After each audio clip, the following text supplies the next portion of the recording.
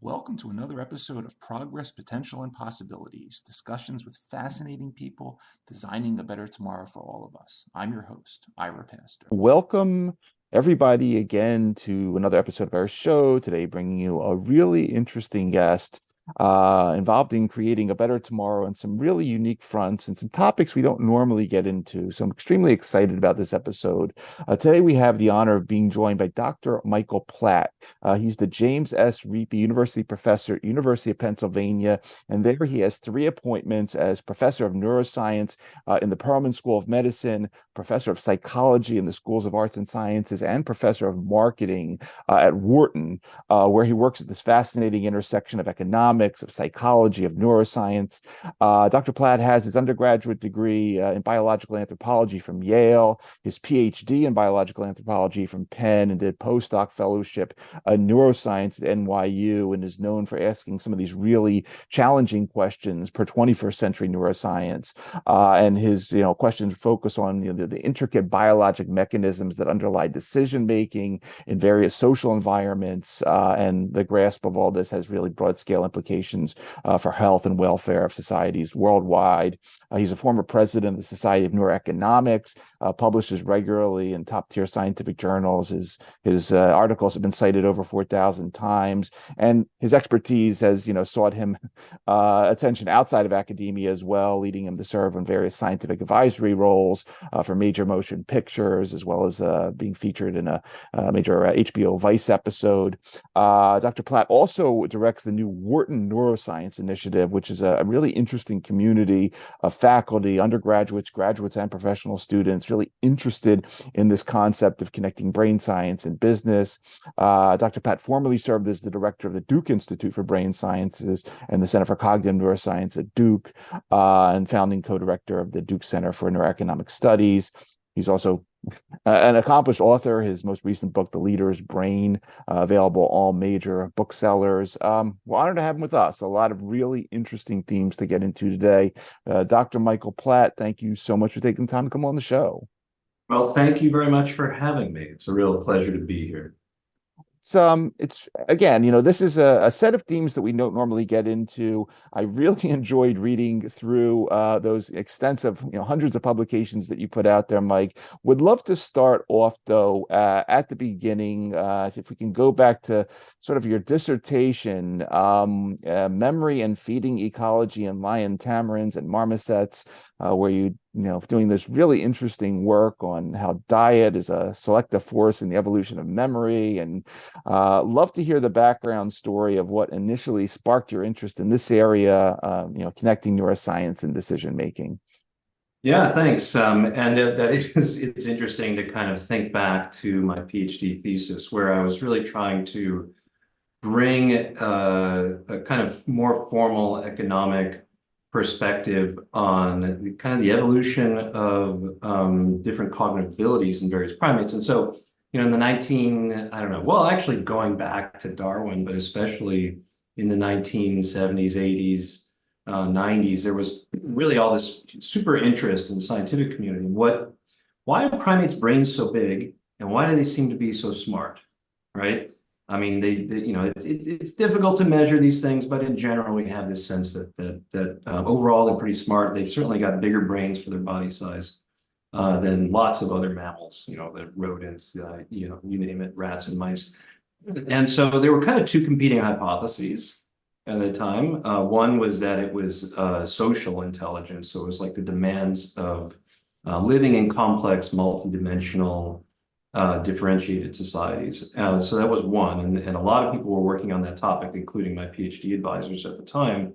But the other big idea was that actually it was sort of it's what primates eat, and in particular, the fact that many primates seem specialized for eating hard to find foods, hard to extract foods. So fruit, for example, which most primates include in their diets, is kind of hard to find. It's what we call patchy in the environment. So there'd be a fruit tree here, fruit tree there. They ripen at different schedules. Whereas if you were to eat like a leaf eater or a grass eater, like a cow, right, it's just one big salad bowl and you kind of just move along. That's the general idea. And it's not to say that these are mutually exclusive either, by the way. So there is a relationship between social complexity, it seems, and kind of the diet that you eat. But nobody really tested this idea in primates. And folks were beginning to test similar kinds of ideas in birds, for example, at that time, like birds that store food during the summer and that they would then rely on in the winter. Like, you know, your black-capped chickadee that you see in the backyard will store seeds all over the place, and then they'll go back and find them in the winter when there's not as much food. And it turns out that birds that do that have bigger parts of their brain that are involved in memory and navigation are bigger than in birds who don't. And in fact, in some birds, they even grow it bigger during the like storing and retrieving season, and then it shrinks. So I thought, well, maybe something like that is going on in primates. And so that my dissertation was actually about comparing two closely related species of primates, these lion tamarins and these marmosets that live in the same place in the wild, in the Atlantic forests of Brazil. Lion tamarins eat ripe fruit. They have a really big home range. These marmosets have specialized incisors that allow them to gouge holes in trees to get sap to flow. So they can live on one or a few trees. They don't go very far. And so it kind of sets up a very nice prediction, because otherwise the animals have the same society, same social structure, which is male-female, monogamously bonded pairs that raise a couple of offspring. So I didn't do the research in the forest. I did it at a lab, actually in Omaha, Nebraska, which was a really interesting experience being out there for a year and a half. But we tested memory, spatial memory and navigation using a number of different tasks. Yeah, and we found that basically these lion tamarins could hold on to information about where they had found food, where they had exploited food, and they could do so for far longer than these marmosets, which was consistent with predictions. And that was really exciting, right? And I thought, wow, that's so cool. How does it work? You know, like now that you've uncovered that, what's going on in their brains that actually, you know, it confers on these lion tamarins better, you know, ability to find food and remember where it was and use that to guide your behavior later. And so that's what led me to a postdoc in neuroscience at NYU, and informed a lot of the work that I ended up doing there as well. Time you enter your postdoc, and you were just mentioning, because I heard you talk about this on some other shows. You're like, all right, we have this great finding. I want to know what's going on, the neural correlates, the neural signatures, and then you went a lot further, and you started to develop these ideas that there's many aspects to what will ultimately become this sort of economic mathematical approach, where we need to study not just animal behavior, but evolutionary biology, economics, psychology. Talk a little bit about this time, because this is when you really sort of bring together, as you were just saying, a lot of the components that will make up what then happens in your career in the following decades. Yeah, I mean, it was a really, really fantastic, compelling, incredibly challenging time, because I didn't really know anything about neuroscience. So I was taking the graduate, the PhD courses in introduction to neuroscience and neuroanatomy, while at the same time learning to do experiments and setting up the lab and equipment, preparing animals for the studies. So that was all, a major learning curve. It was super steep. And the bargain I made with my advisor, who's an amazing scientist, Paul Glimcher, he's now director of the Neuroscience Institute at NYU, Langone Medical Center. And, he had just started his lab, and he was like, oh, look, I'll take you on, even though you don't know anything. I'll teach you everything you need to know, but you're going to have to, do some pretty boring studies before you can do the ones that you want to do, because you got to learn how to measure things. You got to at that time we used eye movements as a readout of decision making. That's what everybody did because they were easy to measure. You've got to learn about equipment and how to analyze neural data. And so you're going to study something pretty boring, which is like, how a monkey decides, or how presumably we decide, and what the mechanisms are that decide whether you're going to look to the right or look to the left, or how to ignore one thing and pay attention to something else. And so, while I was doing that, which, was, frankly, to me, it was extremely boring, but it gave me a lot of time to think about what I wanted to study. And, I came from this background steeped in trying to understand foraging behavior, which is the description of how a mobile animal goes out and navigates the world to find the resources that you need. And there were I referred to the kind of economic approach in animal behavior and behavioral ecology. And in the 1960s and 70s, there was this explosion of really seminal papers that were mathematical models of how animals should approach very basic decisions. And to my mind, the most important was a paper published in 1976 by a guy named Eric Charnoff. We've since he's retired, but we've since become kind of good buddies. As what's happened is that model, the marginal value theorem, we kind of introduced it into neuroscience in the late 90s, as I was going through the work in my postdoc and then much later in my own lab. But this model is really important because it basically solves the old problem that the Clash sang about. Should I stay or should I go? So when you're faced with an option that but maybe, it might be good enough, but maybe there's something better somewhere else, how do you decide when to abandon a sure bet that might be declining even, and take a risk and invest time and energy to go look for something else? And it turned out that model, the marginal value theorem, it was the optimal solution. And it was so elegant and so so simple. So it was basically just comparing your rate of return, your marginal utility, economics, right, to the average rate of return for the environment. And once it falls below that average, of course, you should move on because you're going to do better. And the behavior of hundreds of animals that have been tested since that model came out was consistent with that. The behavior of human beings who are foraging, whether you're talking about Inuit in the Arctic or hunter-gatherers in the forest, all consistent with that model, and which really suggests that evolution found the solution, right, and baked it into the brains of every animal that moves around in the world, and including humans, right? And so this suggests to me that's a fundamental aspect of how we're wired. That's how decisions are made. And so at the time when I was doing my postdoc, we couldn't. That was what I proposed. I was like, this. I proposed to Paul. I said, and I drew this out in the sand when we were at a conference. I was like, Paul, here's my idea. And we were like, whoa, this seems like a big idea. But we didn't have the capability to implement diminishing marginal utility in the software and hardware that we had. And so we stepped back and we did something that was even more basic, which was to draw on the kind of the first economic model of decision making, which is sort of expected value theory from Arnaud and Nicole. Basically, the value of something is its probability times how much you get. Okay, and so that's what we confronted monkeys with. Okay, so we could either change how much they were getting for one of two options while holding probability constant, or change their probabilities. Monkeys behave like good little economists. They perfectly track that. And then when we were recording from neurons in the brain, in a part of the brain that had been increasingly implemented in decision-making, the parietal cortex, that intervenes between the incoming visual input you get and the outgoing motor response, that neurons actually carried information about the value of an option the monkey was considering.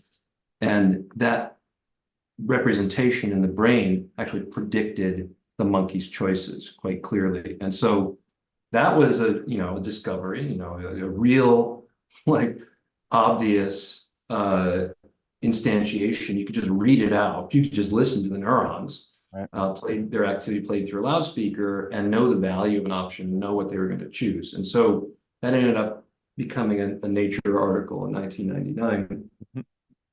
Um, and I think it's often cited as the first paper, or one of the first papers in the field of neuroeconomics, which was a broader effort to basically take the mathematical formalisms of economics, combine that with experimental approaches from psychology and experimental economics, and the tools of neuroscience to figure out how we make decisions. And so that was really the foundation.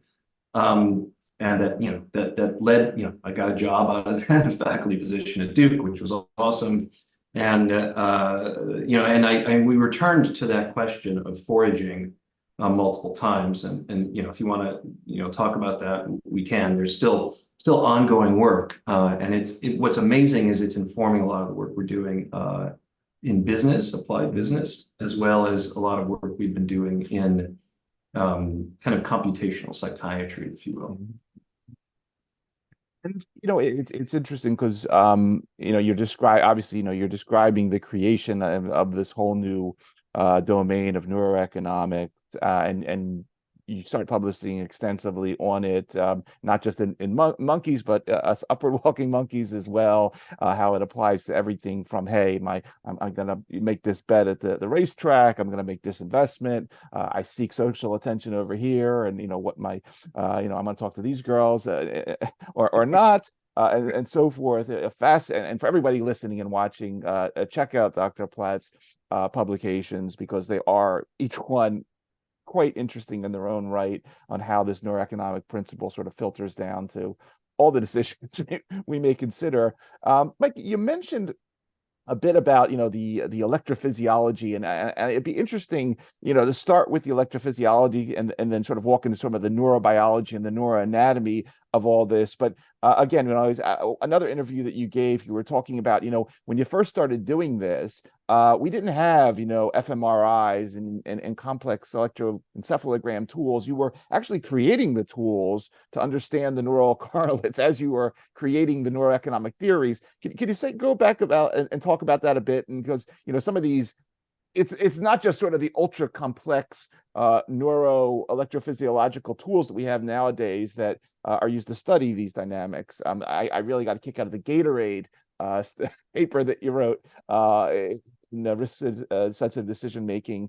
Talk a little bit about that, if you would, and some of these tools. I think this is quite Well, yeah, I mean, so certainly the methods have advanced in extraordinary ways. But at its basic, its most basic fundamental computing elements in the brain are individual neurons, so nerve cells that that we've got 86 billion in our own heads, give or take, and each one makes tens of thousands of connections. And going back to the beginning of almost the beginning of neuroscience, really, people have been using the approach of putting very fine microwires into the brain, and it can be in humans, it can be in animals, et cetera. And you park that kind of like right next to the cell body of a neuron, and that little wire can then pick up the tiny changes in voltage that are the result of a neuron firing action potentials, which is the way that one neuron communicates with another. It's a binary digit that is a sort of on or off, and it's typically thought to be the rate of those impulses that is encoding information, and that most of us focus on, although now with the capability of recording from massive numbers of neurons, tens of thousands, and people are, I think for the lay public, they're aware of it through technology like Neuralink, Elon Musk's company, where you can, and there are other things out there as well. But now we can study like a lot of the brain and neurons across like vast areas of the brain, and even changes in activity that are not even read out as spikes. So like even like local field potentials within the brain, like inputs to the neurons instead of their outputs, which gives us a finer grained understanding. Most of those technologies are still limited to use in animals, although we're seeing increasing utilization, especially in human patients who are being evaluated, say, for treatment for epilepsy. So you want to find the source of the seizure so you can try to shut that off, or for deep brain stimulation for for Parkinson's disease, but now a whole host of neurological and neuropsychiatric disorders, including depression and obsessive compulsive disorder and anorexia nervosa, and kind of the list goes on and on. But yeah, in the 1990s, we were using what was at that time, it was considered the gold standard. So put a single wire in and listen to a single neuron, and then do that every day for hundreds of days until you built up a corpus of data that was enough for you to make sense of analytically. In the 90s, we saw imaging was really getting off the ground, but it didn't really catch fire until slightly thereafter in the 2000s, as well as other approaches. So putting sensors on the outside of the head, electroencephalography or EEG. We still use all of these technologies, even though there's lots and lots of new ones that in particular are devoted to modulating activity in the brain. And so, using light and using designer drugs, for example, that you can use gene editing technology or other ways of getting receptors in that are responsive to those. But yeah, it was a fascinating time because I think, this is my sense is that at the time, there was less focus on the technology and more focus on the ideas. Like how do we make sense out of what a neuron's activity might be telling us, right? How do we connect that to something that's not directly observable? Right. So, at the time, there was a lot of progress that had been made in understanding how, for example, your brain perceives the visual world based on the sort of photoreceptors in your retina absorbing photons, and then that, it's sending electrical signals to the back of the brain where those pixelated data are kind of reassembled, if you will. But there's an observable thing in the world that you can measure. And the same thing for movements, right? So you can measure movements. But what about the stuff that connects sensation and action, like decision-making or attention or memory, because that's covert and hidden? And so you have to have some way to get a handle on that. And that's where this whole approach that the so-called neurometric psychometric match, which was developed by Bill Newsom and Tony Mobshin and their trainees and students, which argued that you create something that we would call a psychometric function or choice function by varying something in the world. Like you hold the sensory stimuli constant, in our case, and vary the probability or the amount of reward that the animal could expect. You try to connect the activity of a neuron to the choices that the monkey makes and see if you can predict one from the other. And I think that was pretty revolutionary because it was a way to, especially in an animal that can't talk, to uncover what's sort of hidden in the brain, right? And I think that was super influential for my career because I've taken that and really run with it in the sense of saying, well, honestly, we didn't, as humans, we didn't learn to talk until very late in evolutionary history, right? And our ability to verbally report what's going on in our heads is not very good. So we're not very accurate about it. We're limited. It's biased by how it's being asked and who's asking it. And yet that's sort of the gold standard, if you will, in much of psychology and certainly in business applications and also in psychiatry and psychotherapy. You ask people questions. It's not to say that that's not relevant or interesting. But if what's governing our behavior is a lot of these processes that we don't have access to, then that approach of developing a behavioral way of uncovering that by varying just one thing while everything else is held constant, then we can make an inference about what's going on in the head that might be much more accurate and predictive about, say, why somebody makes one choice versus another. Why does somebody take a gamble and somebody avoids risk at all costs, right? Or why is somebody really exploratory, like you see in attention deficit disorder, and somebody else is really always stuck in one place, as you might see in obsessive compulsive disorder. And my argument has been that, well, we can find out a lot about that by using this approach that is which we develop in animals, right? So we develop it in monkeys typically. And so we find ways for monkeys to tell us, in essence, through their behavior, something about what's going on in their heads, right? And we can uncover that with the tools of neuroscience, neurophysiology.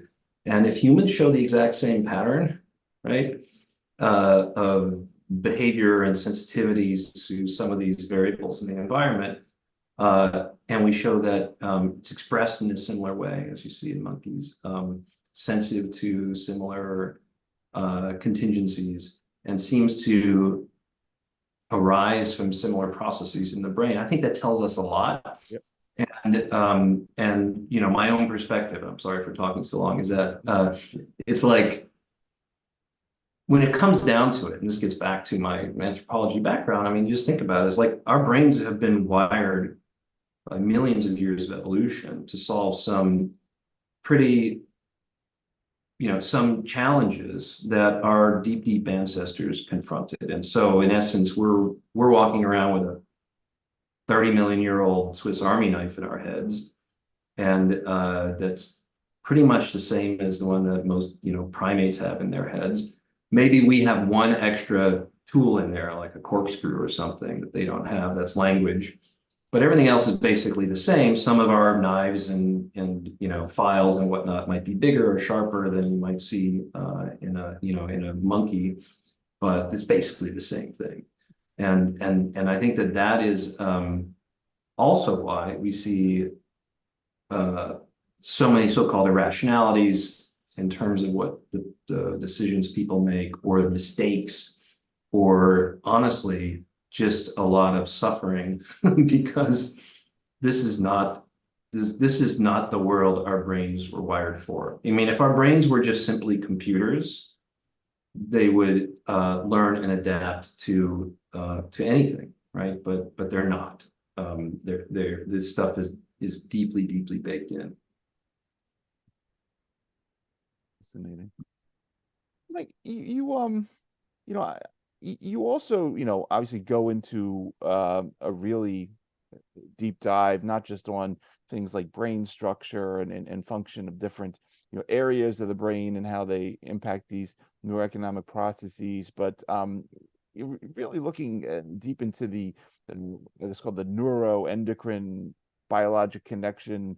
Some interesting papers here on one on inhaled oxytocin in these rhesus monkeys, and how that impacted affiliation or exclusion in different contexts. One really stood out to me was this one on low and high testosterone individuals, which it was kind of an interesting result you wouldn't expect, where I guess most people consider there was a kind of a linear relationship between testosterone and risk-taking in men, but you didn't find that exactly. I was wondering if you could just talk a little bit about some of the neuroendocrine connection here as well to the neuroeconomics team. Thanks. I mean, so these neuroendocrine, or let's just call it neuromodulators. So what you imagine is you've got different circuits, these different tools in the Swiss Army knife in your head, and you can kind of turn them up, make them sharper, or turn them down and make them duller with these different neuromodulatory chemicals. So these are like hormones that are kind of dumped broadly across your brain, and they serve to turn up or turn down the volume on a variety of different processes. So you talked about testosterone. In general, there's sort of a sense, and there's data out there in the world that that certain types of risky behaviors, physically risky behaviors in particular, or if you look at the frequency with which men and women, take on certain types of jobs, like, working in, high risk environments on oil rigs and whatnot. Yeah, there does tend to be a difference, although there's a there are gradations, there's a continuum. And we got interested in that question, and this is with our colleagues at Duke, especially Scott Hutel, who I've worked with for, oh gosh, almost 2 decades. Actually, it's about 2 decades now. We still have a grant and studies together that we're doing. But we were interested in that question, and so we again tried to approach it through this neuroeconomics lens and to formalize risk taking from the perspective of economics. And so that's a little bit, the connections between that way of thinking about risk and what I was just talking about, like physical risk taking and et cetera. It's there, but it's a little bit, it's not, it's a little tenuous, let's say. But in economics, the sense of risk, like, is formalizable, which is you say, something is probabilistic or uncertain, one option, and the other one is safe, right? So it's like, am I going to take a gamble? You talk about the racetrack, or you play the odds, okay? And so that's the approach that we took, and so we varied risk, and we found that what was weird is that in both women and men, there was this sort of U-shaped function, which is that if you're either really low or really high in testosterone, then we saw a different deviation from being risk neutral. Okay, and that could arise from a variety of different perspectives. We didn't really follow up on that because it wasn't so central to my own work, but in monkeys we have followed up on that by looking at how testosterone affects how monkeys allocate their attention in social situations, right? And so we had long ago developed, it's still one of my favorite papers that we published in 2005, called Monkeys Pay-Per-View, Adaptive Valuation of Social Images. So it was taking an economic approach to understanding how to measure something, like how do I value looking at somebody who's very attractive versus not, or how do I what governs whether I'm more likely to approach somebody who's high status versus low status. We know monkeys are sensitive to that. People are certainly sensitive to those features, qualities of other individuals. And so we had developed this technique for, basically, monkeys had to trade juice, bits of juice rewards, which was sort of their money. That was like their currency that they really love. But how much juice would you give up, or would you have to be paid to look at a certain monkey, right? And whether that was a monkey face or a monkey behind, and the monkey rear end is a clear, potent signal of mating opportunities, let's say. And there's a lot of signaling going on in the face and the rear end of monkeys, as there is in humans, honestly. And what we found is that monkeys would trade juice, in essence, to look at male monkeys and female monkeys would trade juice to get information, visual information about the mating quality of another individual of the opposite sex, as well as information about high status individuals, which totally corroborated just behavioral observations in the world, which is that's what monkeys seem to look at, right? That's what they attend to. They seem to attend to more dominant individuals and less dominant individuals, and they're certainly interested in these reproductive signals. Now, as it turns out, people are too. We used the same econometric approach to show that people pay per view too, and they also will work harder for that information, and they'll wait longer for that information. And that led to a whole series of studies. But to kind of get back to the testosterone and other neuroendocrine modulation, we found that in male monkeys, giving them testosterone would intensify this interest in kind of sexual information and status information, which was super interesting. Whereas oxytocin, which you mentioned before, is a very different chemical in the brain. it's an ancient chemical. It's been around for 500 million years, so you see it in all vertebrates, and it has a sort of social function. So it first and foremost in mammals and humans, it's released during lactation, it's released during childbirth, and seems to be important for bonding between moms and babies. But it has broader applications, and any kind of social interaction. Oxytocin seems to be a factor in terms of guiding your approach behavior, your attention, your interest, and your likelihood of sort of being nice versus not being nice, and being cooperative and trusting and whatnot. And there was a ton of interest, growing interest in the idea of using oxytocin as a way to kind of turn up the volume on social interest, skill, and motivation in individuals for whom that is a problem. So people on the autism spectrum, or schizophrenia, or social anxiety. But a lot of the studies in humans were yielding a lot of different kinds of data, right? And so we thought, well, there's a lot of unknown there. What's the best way to get it into the brain non-invasively? And then what does it do to brain activity? And what does it do to behavior? So we were the first really to show that although people had been using inhaled oxytocin, so squirting it up your nose in people for a long time, but still getting lots of variable results, we developed a nebulization way. So if you've ever had to take a young child to the emergency room because they're having trouble breathing, whooping cough, asthma, whatever, and they put this mask on their face, and then they can give them oxygen or whatever, albuterol, and this will open up their airways. We use the exact same approach with monkeys, but used it with oxytocin, which sort of allowed it to get up into their sinuses and then be taken up by nerves in the sinuses, and transported into the brain. We measured it. So we measured changes in oxytocin in the brain as after that inhalation, which was the first that had ever been done. So then we did a whole bunch of different studies. We continue to use oxytocin as a way to kind of manipulate or challenge the sort of social information processing in the brain and its impacts on behavior.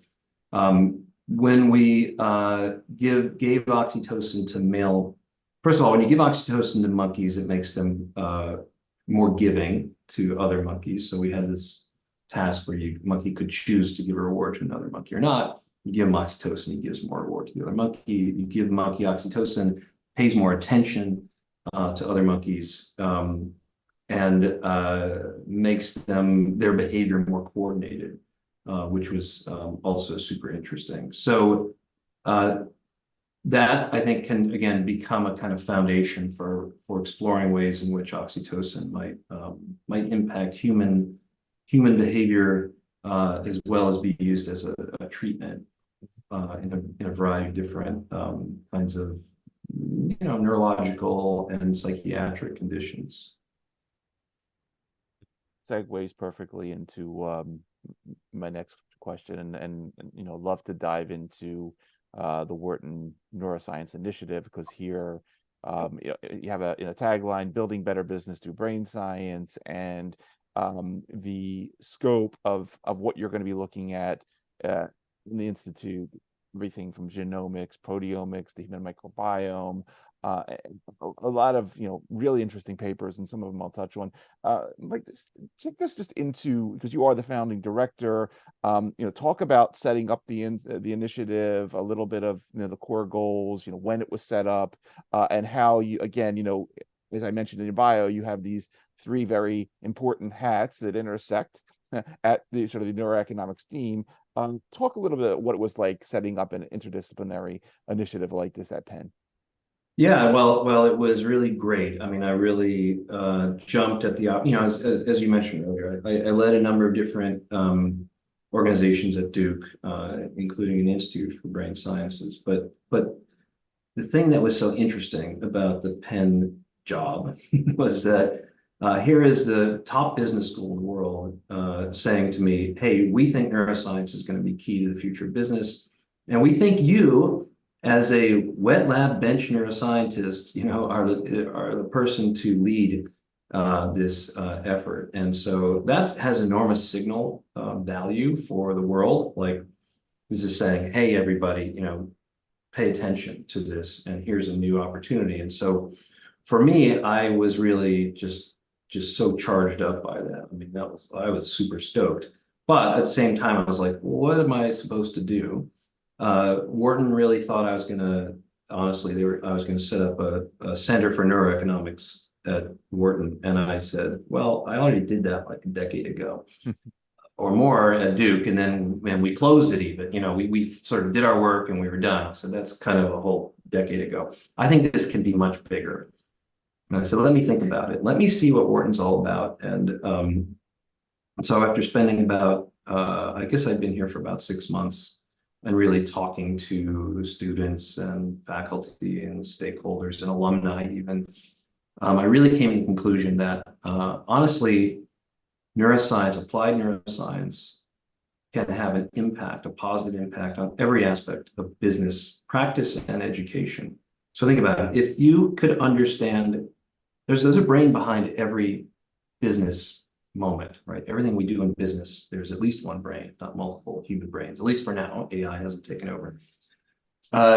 So wouldn't you, if you were running a business, wouldn't you want to be able to understand your customer better?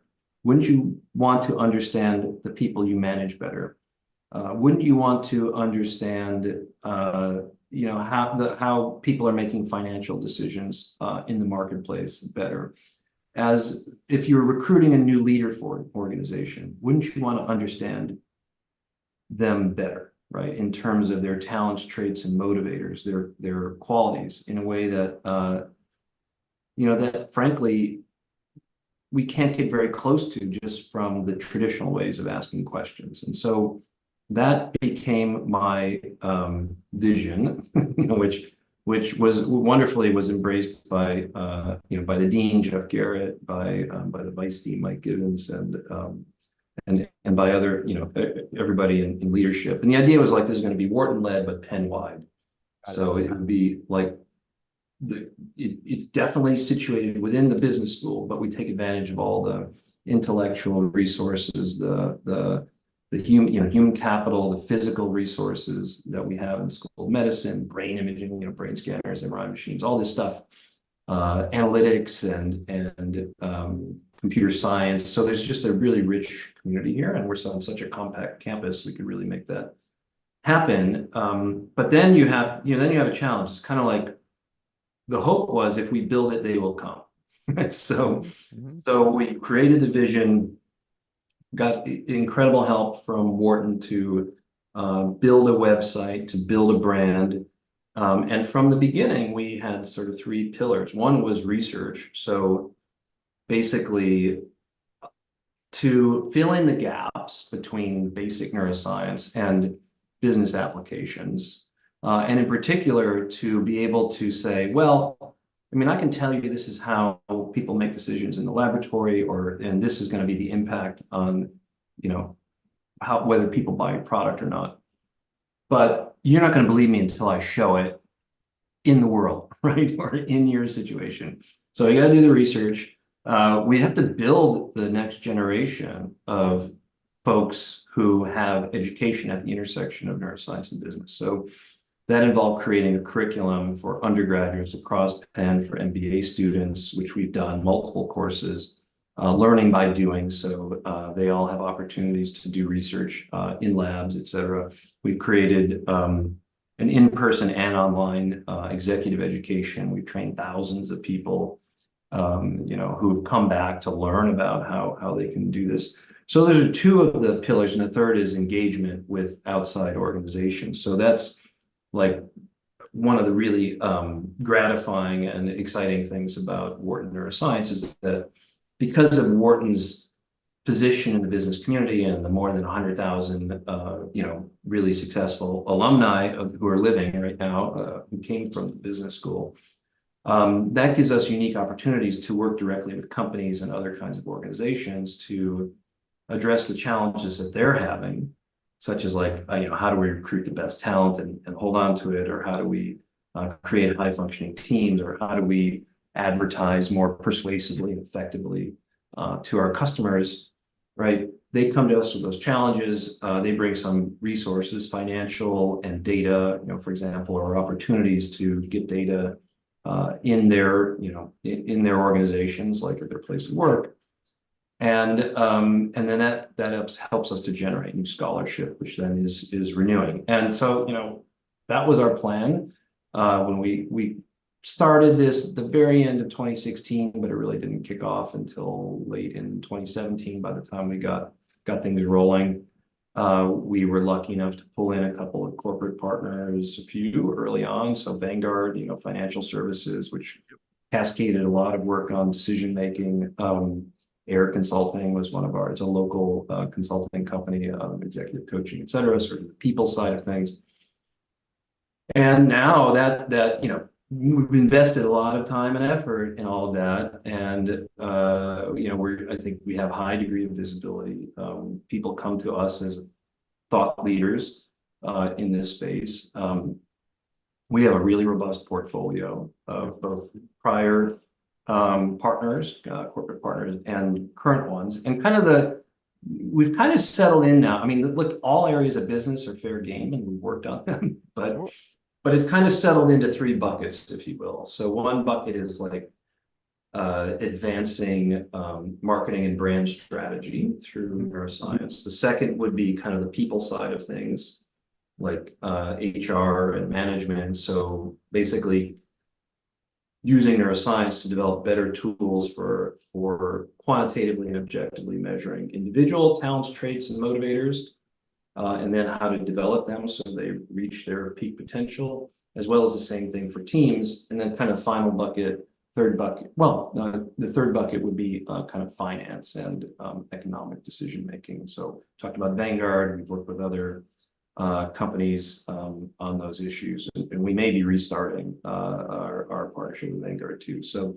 that's kind of how it's all sorted out, and we've had great support, and yeah, it's fun because it's so new, right. And we're clearly the go-to place to do this kind of work, and the other thing that's really fulfilling to me is that my vision was always one where this would be essentially creating a new market for for people, for students at all levels who have an interest and want to learn to do neuroscience or inform their work with neuroscience. But this doesn't say you've got to become an academic or go work in industry in a medical research lab. No, you can do this intersection and go to work for McKinsey and apply it, or go to work at Boston Consulting or Coca-Cola, or the Philadelphia Flyers, who's one of our partners, right? So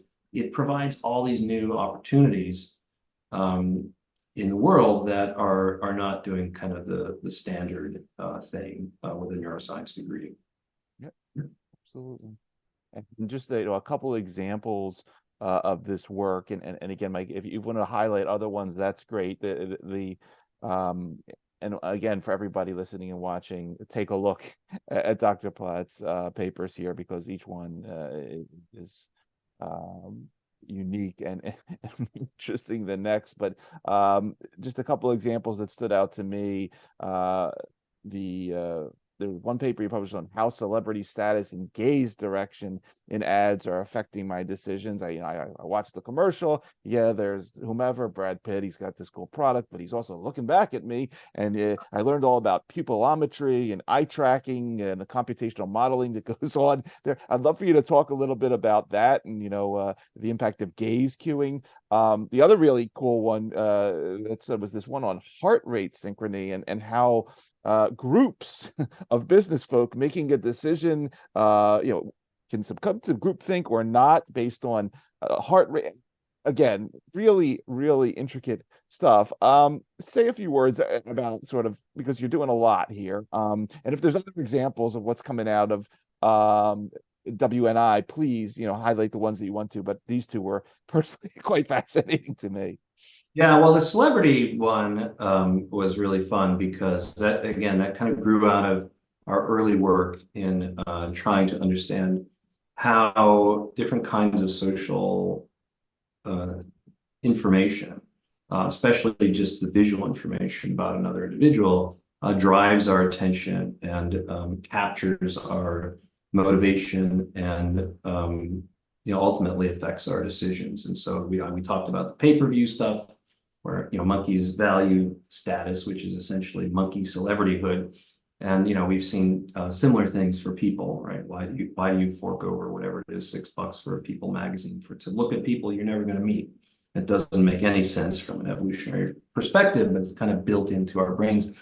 And another aspect of just that seems to be almost super reflexive in primates and humans is our sensitivity to where somebody else is looking. So if I turn and look that way, you're likely to shift your attention in the same direction because my attention is a good predictor of where something important might be happening, right? And so it was long thought to be something that's kind of uniquely human, this gaze following, because it's a precursor for what we call theory of mind, like knowing what's important to you, knowing what you're paying attention to, knowing what you might be thinking and predicting what you're going to do. And we showed that it looks exactly the same in monkeys as does in people. It relies on the same brain circuits. We discovered mirror neurons for gaze. That was like, if I'm looking that way and you're going to look that way, we see these neurons that signal that information. So there's a lot there.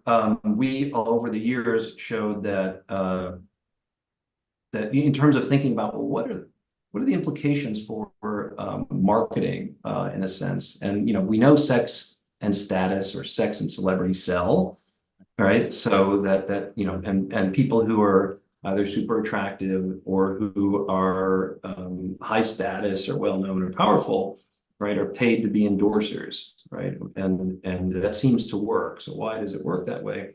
Again, we thought this is one of those deeply baked in things because we've seen that monkeys are sensitive to the same aspects of who's around them and visual information about them, and it depends on the same circuitry. So we went on and showed, like, this was some number of years ago, that we could even create an advertising campaign for monkeys that relied on the same principles. So we just had monkeys watching a TV set, basically, and they would see an image of, say, a celebrity monkey or a sexy monkey next to a logo for a common household product. It could be Domino's or Pizza Hut, it could be whatever, Coca-Cola, Pepsi. And then they could also be not attractive, images or low status individuals. And then what we did is eventually we gave them choices between, say, like Domino's and Pizza Hut. And Domino's had been paired with high status monkey faces, and Pizza Hut had been paired with low status monkey faces. But otherwise, they're just going to get the same food pellet and the sugar, a sugar pellet. And what we find is that the monkeys would choose those brands that were essentially advertised by celebrity monkeys or by sexy monkeys. So it's exactly like what you see in people, right? And so we thought, well, let's see how far we can take this. And so this study on celebrity and gaze direction, we basically looked at the impact of, like, whether you have a celebrity or not celebrity endorser, kind of just paired with a product, just like in the monkey study, and whether they're looking at the product or not. Because as I mentioned before, our attention tends to be attracted to where people are looking.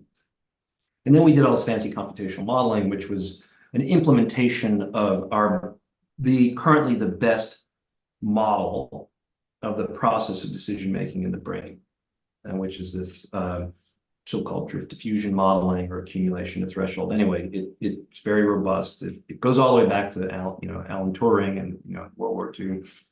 It's sort of the optimal way to make decisions with noisy data. But anyway, what we found, we were able to model all that. We found that both, where somebody's looking and their celebrity status or not, independent of attractiveness, were important factors in shaping what people would actually choose as a function of whether paired with various kinds of brands of products. And what was interesting, though, is that, like, a celebrity captures your attention. Okay, and even if the celebrity is like looking at the product, then it still kind of captures your attention.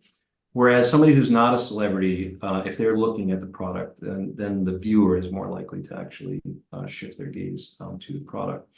But overall, what we found, just as you might expect, is that a celebrity endorser is powerful, right, and increases the value of that product or that brand, and people are more likely to choose it later, independent of where they're looking. If you can't afford a celebrity endorser, however, you're going to hire an equally attractive person who's nobody's heard of, you need to have them looking at the product, okay? Because they're not as effective in and of themselves in terms of increasing the value of that product. By having them look at it, you can overcome that non-celebrity status. And ultimately, we think this is happening, the celebrity effect, this halo effect is happening because having a celebrity there reduces our uncertainty about the product. It's like they're familiar, they have high value, they stimulate our reward systems, activate attention.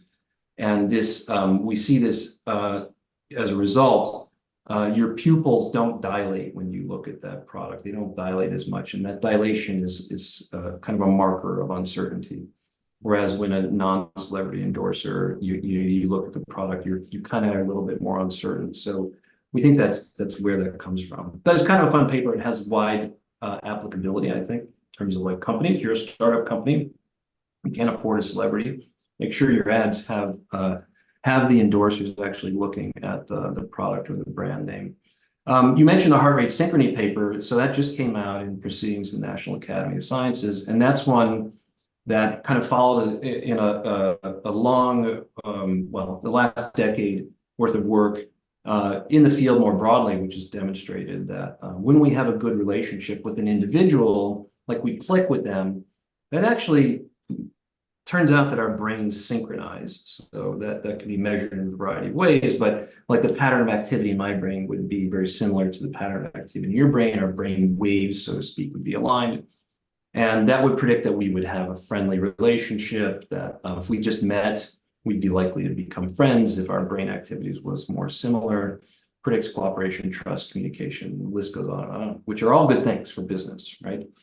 Now, and we've been studying the fundamental biology in monkeys of basically how does this brain synchrony arise? It's kind of like witchcraft or black magic. We don't really know how my brain knows what wavelength your brain is on. Irrespective of that, what it does seem to provide is an objective, scientific, quantifiable biomarker, biological marker of closeness and potential to work together. Now, all the work that we had seen that was out there before had looked at pairs of individuals.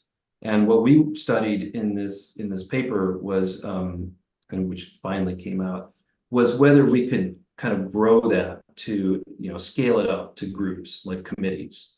And so what we did in this paper was to have 40-some quote unquote committees. They were made up of people who didn't know each other and were recruited to the lab, and the committees were 3 to 6 individuals. We wired them up with heart rate monitors, had video measures of their conversations. It was a totally natural situation. People could walk around, they would haggle, they would talk with each other. And their task was they were a hiring committee, and they had to decide amongst 3 candidates for a job. It's a really hard task. Everybody's given a sheet of paper that has some information about the candidates. Some of the information is distributed equally amongst everybody on the committee, and some people have some unique information. Committees only get this right about half the time. It's really hard. It's very natural. It's just like what you do in the real world, where honestly the stats are pretty similar in terms of failed hires, bad hires, in terms of HR managers and their what they report. So in order to get it right, you have to be able to have a robust discussion, and people have to feel psychologically safe enough to participate and to recognize if they know something that other people don't. So that's kind of a theory of mind thing. Like, what do you know, given what you're talking about, and recognizing I know this thing and I need to introduce this into discussion. And you can't have one person dominate so that you end up going down a rabbit hole of a sort of obvious candidate when there might be a flaw. So what we found is that those committees that were in sync with each other physiologically, in this case, heart rate. So it turns out that when our brains are aligned, if we're emotionally aligned and attentionally aligned, this percolates down to our heartbeats as well. And so committees whose hearts were beating more in time with each other were more likely to reach consensus and make the right decision. And what was really gratifying is that none of this was predicted by standard kind of survey-based approaches, asking people questions about like, how good is your committee? How much do you like everybody? What's the sense of psychological safety on the committee, et cetera, et cetera, et cetera. None of that predicted outcomes. It was only the heart rate synchrony. And what we think is going on, which is really interesting, is that, and contrary to what you might think, when you're in sync with each other as a group, this allows you to avoid groupthink because one opinion doesn't dominate, or you don't just follow the sort of obvious, kind of option, but rather it allows you to have a robust discussion, use all of the information that's available to reach the right conclusion. This is really exciting because now we have a scalable biomarker for team performance, right? So we're all measuring heart rates, all the time. And the analytics we brought to bear was pretty sophisticated, honestly. But, think about it. Like, everybody's been on a bad committee, right? It's like it's gone off the rails.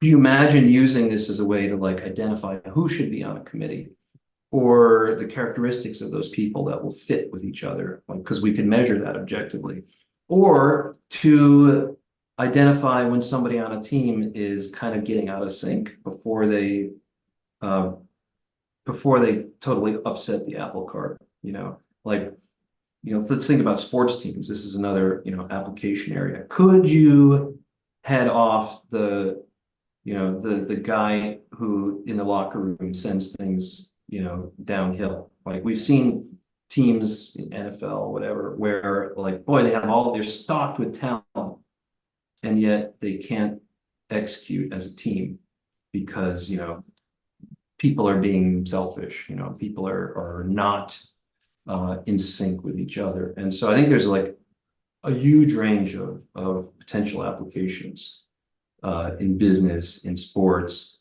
you name it.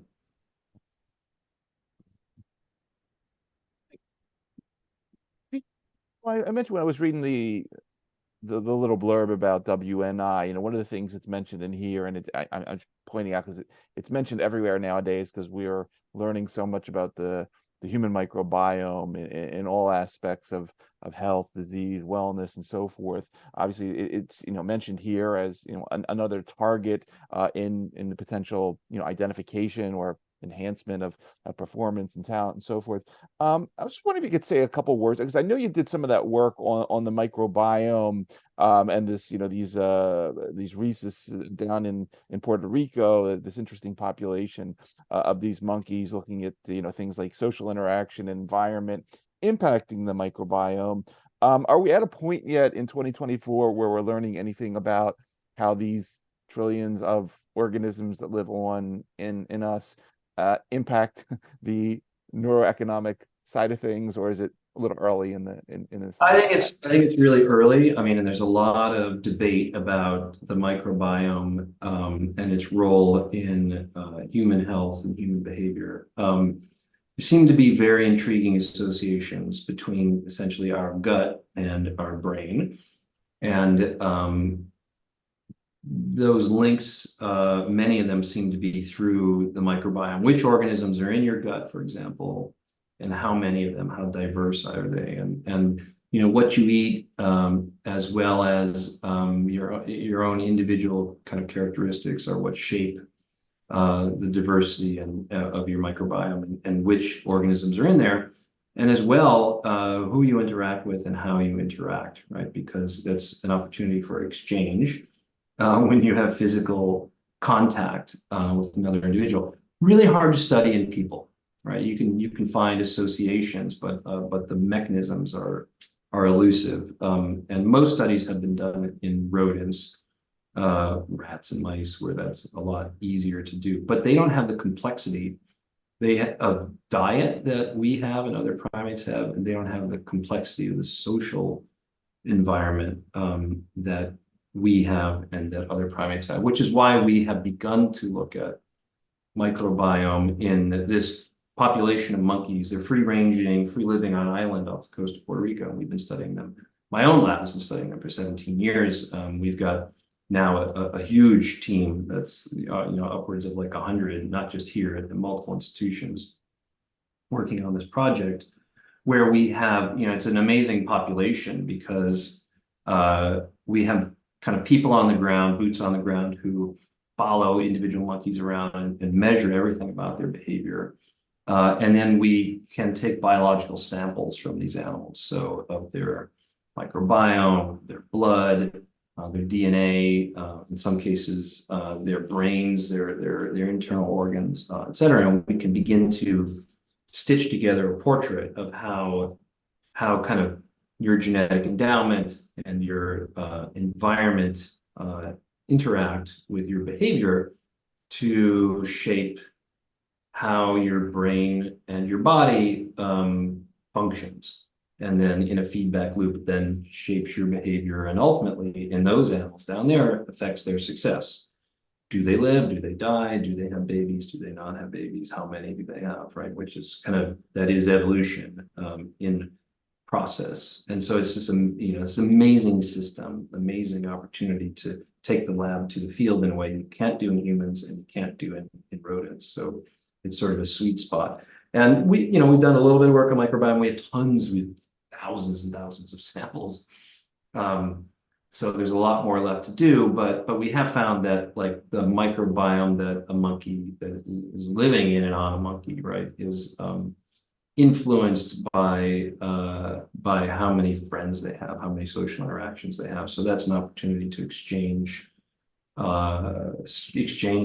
these organisms, and that has potential impact on their health and also their behavior insofar, and we still don't know the mechanism, insofar as that can, through a variety of potential ways, can affect how brains work. So we know that a microbiome in your gut, first of all, produces some chemicals that can affect brain function, like serotonin, and also that the influence of your gut health and motility can affect brain function through the vagus nerve, which is the great wanderer, the 10th cranial nerve that comes out and innervates all your internal organs, and is your gut sense. It's like that's what it really is. So there's much to be done, but boy, it'd be super interesting to down the road to learn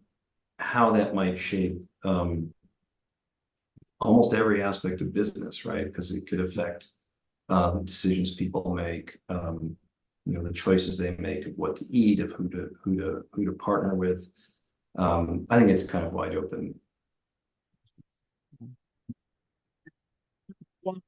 On the Cayo Santiago monkeys, I just well, this is a couple part question here, but I know you've done a lot of work on the study of the biology of aging, of social aging in this particular group, and it got me thinking about a couple of things, and love to get your perspective on these.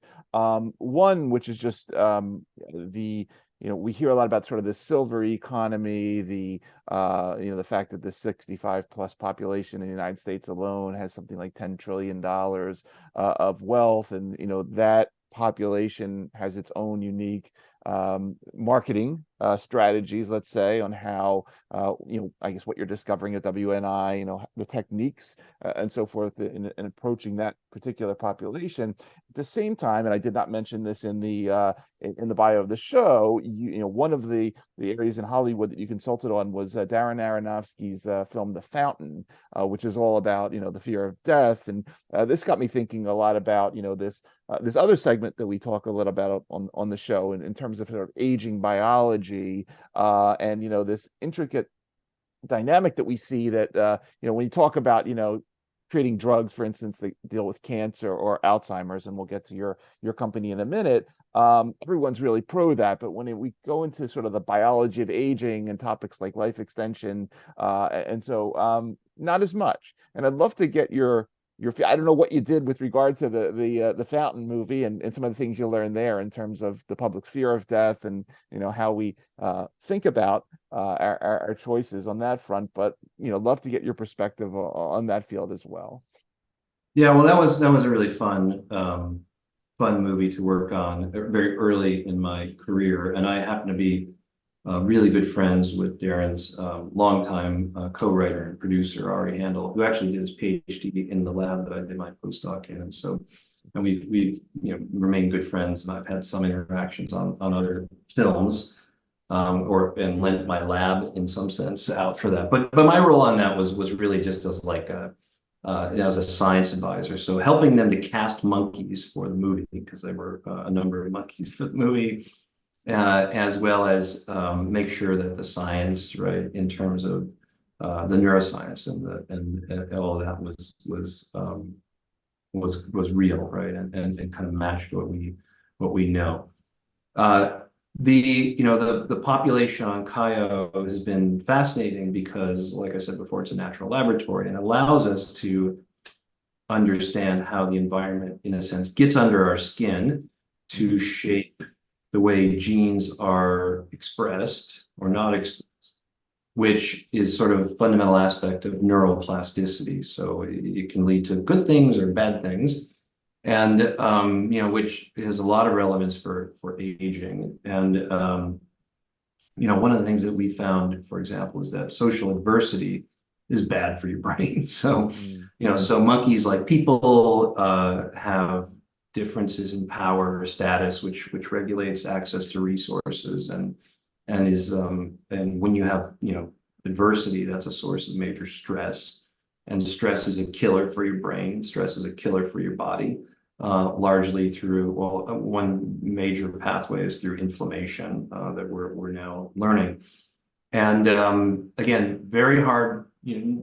People study this in rodents, rats, and mice, but they just don't have the social complexity. They don't have a lot of the other features of the environment that are so, and they don't live as long as monkeys or humans. So it's kind of harder to study that aging process. Well, one of the things we found, we published very recently, and that was in particular, the work with my colleague Noah Snyder-Mackler at Arizona State, is that monkeys, monkeys who are low status tend to have older brains transcriptomically, and the transcriptome is the measure of gene expression. Okay, so basically, there's a certain genes that get turned on when you get turned on more as you get older, and certain genes that get turned off.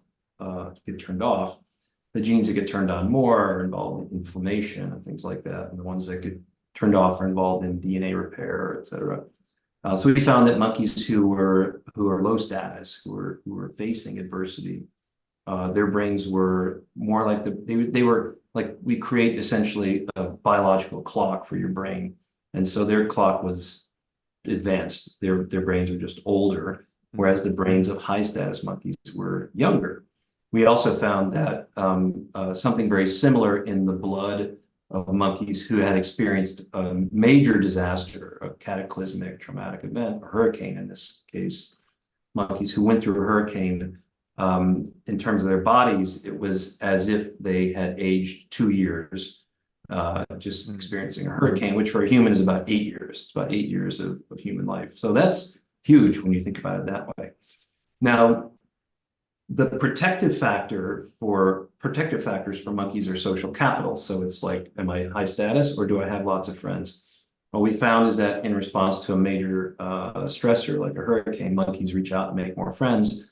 Monkeys who make more friends are more likely to survive. And in fact, we have a paper coming out in Science in a couple of weeks showing that is true over the course of 6 years. So it's like monkeys continue to be nicer and make more friends and be more tolerant. And the more you do that, the more that seems to protect you from the ravages of the stress in the aftermath of a storm, or as a function of social adversity, which is super interesting when we think about human aging.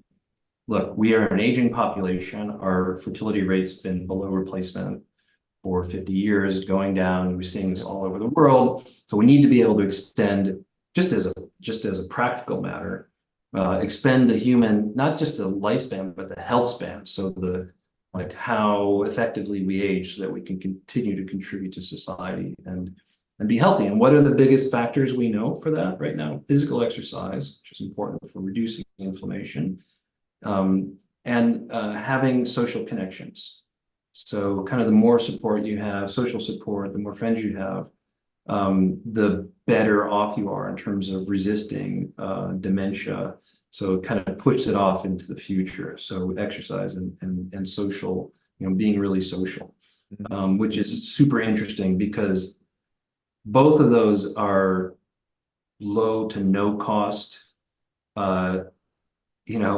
ways to extend your health span, right? That don't rely on a drug or some other kind of medical intervention. So, that the scalability, I think, is really awesome there. Right? We really, if we can just get people to get that, right, to understand it and to act on it, right, because we are designed by nature to be physically active and socially active. And yet, the environment that we're in seems to push us to do exactly the opposite, to be less active, to sit in front of a screen or a phone, and to, for the same reasons, not interact with other people in the real world. And, which I think has enormous implications for a lot of what we're seeing society-wide in terms of mental health issues, and other things as well. Like, what can you tell us about cogware technologies? Because this is something else I did not mention in the bio. Dr. Platt, in addition to being an awesome professor and researcher, is also an entrepreneur and doing some really cool non-invasive neurotech stuff, and Alzheimer's and depression and anxiety, and it's in Philly, so that makes it more exciting. Take us through cogware.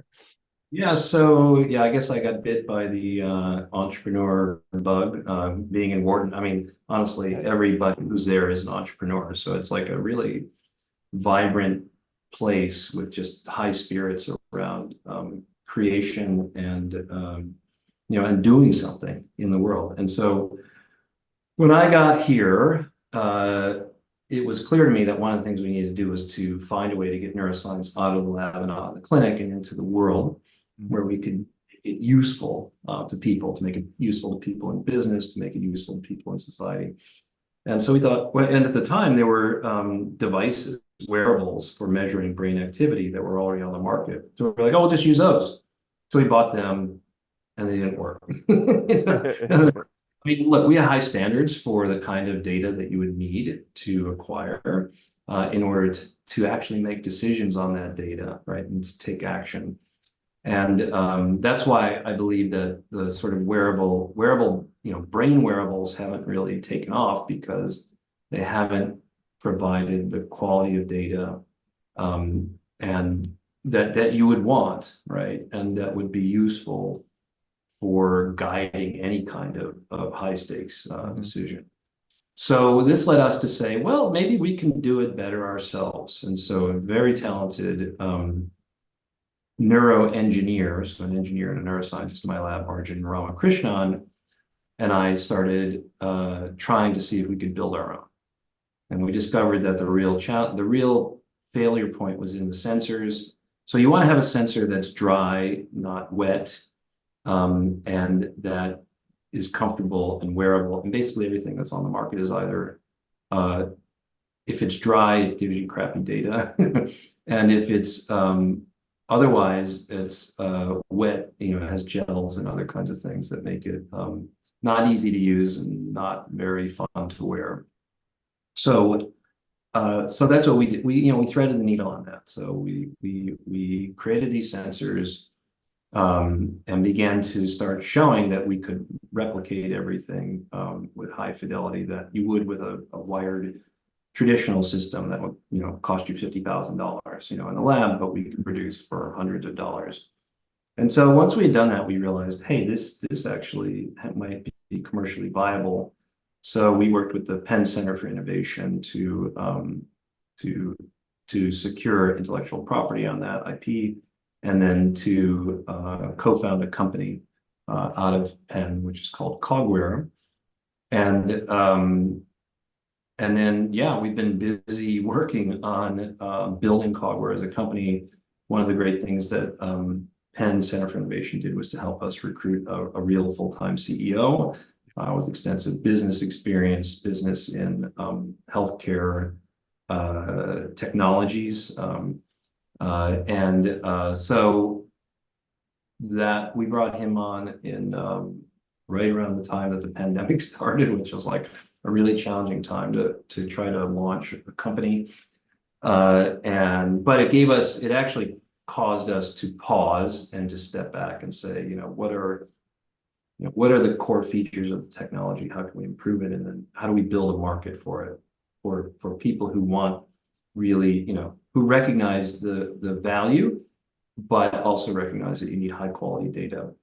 And kind of long story short, we're now at a place where, we actually have a little revenue. We're not like in full on scaled production. You can't go buy our bands, at Apple or Best Buy, yet. But we have a limited number of partnerships with some other companies where we're providing data and, et cetera. And yeah, it's turned into now, if you think about it, like if you could have, clinical grade data in a person who's moving, who's active, who's in the real world, doesn't have to be seated, doesn't have to restrict their movements. And that could give you insight into their brain states. So how focused they are, how attentive they are, how motivated they are, how linked up they are with people around them, whether there are any kind of clinical signs we'll talk about in a second, right? That there might be something wrong, right? That's going awry in their brains, which might forecast or foretell that they might develop an actual condition that could impact their quality of life and performance. Wow, I mean, it's just unlimited. So we kind of now have two brands. One is Cogware Health, which is in the process of doing the work to get FDA approval, which will be very important for that. And where we've, we've already demonstrated that we can detect clinically meaningful signs, say, an underlying anxiety disorder or a sort of tendency toward depression before they become manifest as full-on clinical syndromes, so if you think about that, that helps you with shortening the care pathway, with getting, you think about a kid who's like got muscle tension, headaches, and a stomach ache. So they go to see their pediatrician, they order a bunch of tests, they might refer them on some, et cetera, et cetera. If we could use our technology to provide a screening that might say, hey, this is actually a neurological problem, mental health problem, not a body problem. Same for Alzheimer's and other dementias, something we're working on right now with funding from the National Institute for Aging, essentially a sort of providing a vital sign for brain health and brain function. Can we say, oh, you should be concerned and get a deeper evaluation for dementia, et cetera. And can we help, which EEG can do, help to identify people who respond to one kind of pharmacological treatment versus another. So there's a whole array of applications in the healthcare space, like seizure detection, for example, the early warning sign for a child that, oh, they're about to have a full-on seizure. They could sit down before they fall over and hurt their heads, which is a big problem. We have another brand within Cogware Life, which is sort of everything else. So every other like way in which you could use some brain insights to inform business decisions, sports decisions, other kinds of analytics decisions. So for example, we've shown that brain signals can help us predict who's going to succeed on the pitch or on the field or on the wrestling mat, right? So we can predict performance from a simple resting state scan. So who's focused, who's ready to perform, right? Who's motivated. We can also potentially use that that kind of technology to help us understand, provide an objective vital sign to say, if you've had a brain injury, a head injury, or any other kind of injury, you're now ready to return to sport, rather than using a sort of cognitive test, person, woman, man, camera, TV, that kind of thing. Not very, not very accurate, honestly, or challenging. We have another partnership with a company called Glassview, where we have a product called Glassview Origin, which automatically takes brain signals and uses that information to target advertisements to the people who would be most receptive to them. So using a variety of aspects of who they are and the job they have through their LinkedIn profiles, et cetera. So there's a whole set of algorithms for doing that. And so we've been working with Glassview for a year and a half, and they're running these kinds of campaigns for big Fortune 500, Fortune 100 companies, and getting 2x, 4x, even better X returns in terms of actual outcomes. And we have a very product, which is Glassview Origin CX, which is not even about ads, it's about customer experience, right? So we did a really cool campaign with Topgolf to demonstrate that when people come into Topgolf, which is it's like a driving range essentially, and so it's like you're going to golf with your friends, you're going to eat food, you're going to drink some beer or whatever. That whole experience actually reduces stress, it increases joy, if you will, and it significantly increases bonding between the people who come together, because we see that their brain activity gets more synchronized. And so that's like a super interesting test case, right, for the value proposition for that kind of experience. So I think that the world is wide open for these various kinds of applications, and yeah, I mean we're super excited about where our potential.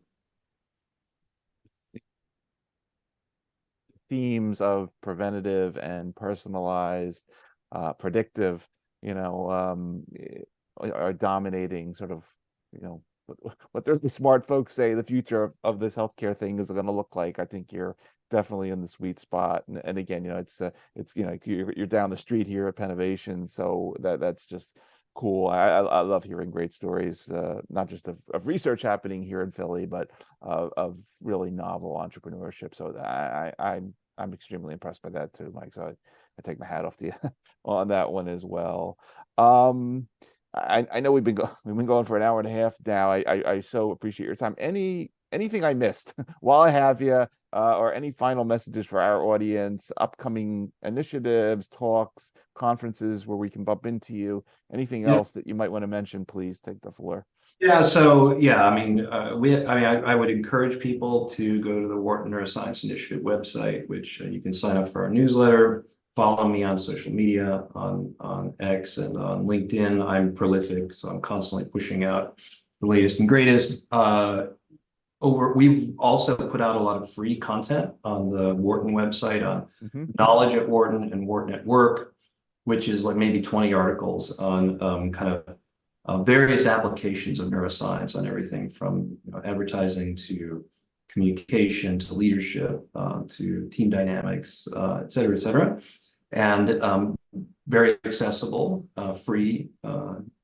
Use them. They're widely available. And one of the things that we've gotten really excited about, and was the topic of our yearly summit, our annual summit last fall, is this idea of brain capital, which is a kind of umbrella term, a galvanizing term that it refers to our kind of collective cognitive, emotional, and social resources, which are all, and that our brain is our biggest asset. Okay. It is the foundation of economic security, as well as mental health and well-being. It's under threat from a variety of directions. So we see, massive increases in mental health problems in the US and other countries. We have an aging population, which is, with the implications of brain health disorders increasing, and AI, which is just generating a lot of uncertainty.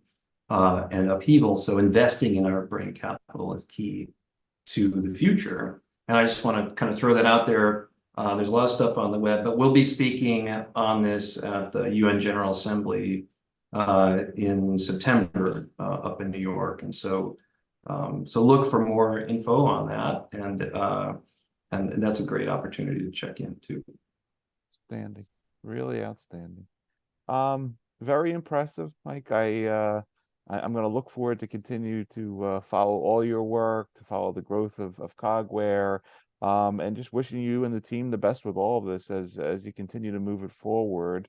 For everybody that's going to be listening to this episode of our show across the various podcast networks, or who'll be watching on our YouTube channel, again, you've been spending time with Dr. Michael Platt, co-founder, chief neuroscience at Cogware Technologies, founding director, Wharton Neuroscience Initiative, and of course, James Riepe University professor at Perelman School of Medicine, at School of Arts and Sciences, and at Wharton. Mike, I really want to thank you for taking the time out of your schedule to talk to us, to really go in detail with everything you're up to. Obviously, thank you for everything you do for the future of brain science, for brain health. And as we like to say on our show, thanks for helping to create a better tomorrow through the development of these really intricate tools and technologies that impact us all. Really a great story, and I wish you the best with all of it. Thanks so much. It's been a pleasure to be here.